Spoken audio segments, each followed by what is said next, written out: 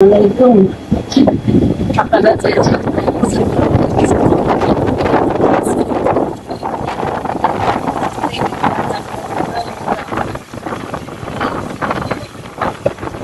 আমরা প্রতিনিয়ত চলতেছে, কোনো বন্ধ হইতেছে না। আরে সেই শিশুগুলা রাখতো না, তার ভালো লাগে না। এভাবে এই যে খাবার দাবার নাই, পানি নাই, ওদের গায়ে পোশাক জুতা নাই, ওরা অনেক কষ্ট হচ্ছে। খাবারের লেগে কত কষ্ট হতে দেয়, একটু দেখে খাবার তো নাই। পাখিদের ভিতরে কি খাবার আছে না না আছে, এই বাচ্চাগুলা শুধু কাছাইতে থাকে। সবকিছু দেখে দেখিয়ে সহ্য করতে হয়। কালকে আমাদের দেশের বাংলাদেশের টিচাররা পর্যন্ত এই বাচ্চাদের লেগে, মা বোনদের লেগে কান্নাকাটি করতেছে।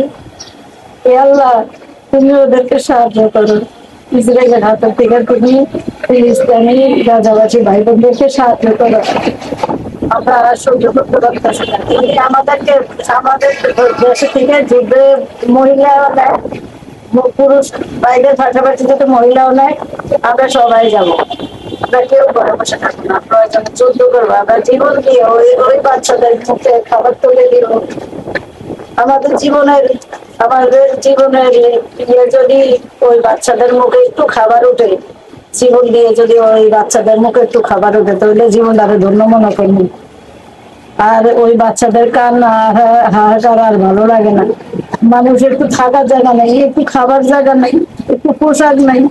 এই যে খোলা আকাশের নিচে আর কতদিন এই বাচ্চারা খোলা আকাশের নিচে থাকবে। কেউ মা নাই, কেউ বাবা নাই, কেউই নাই।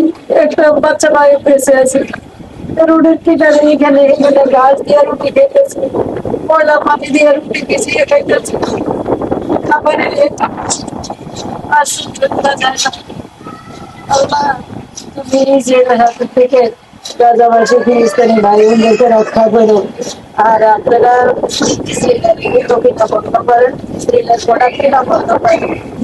আপনারা যেখান থেকে পারেন ইসরায়েলের প্রোডাক্ট আর কিনবেন না। আমি এই যে যুদ্ধ শুরু হয়েছে পরের থেকে আমি ইসরায়েলের পণ্য কিনা বন্ধ করে দিচ্ছি, কারণ ওদেরকে সাহায্য করা উচিত না।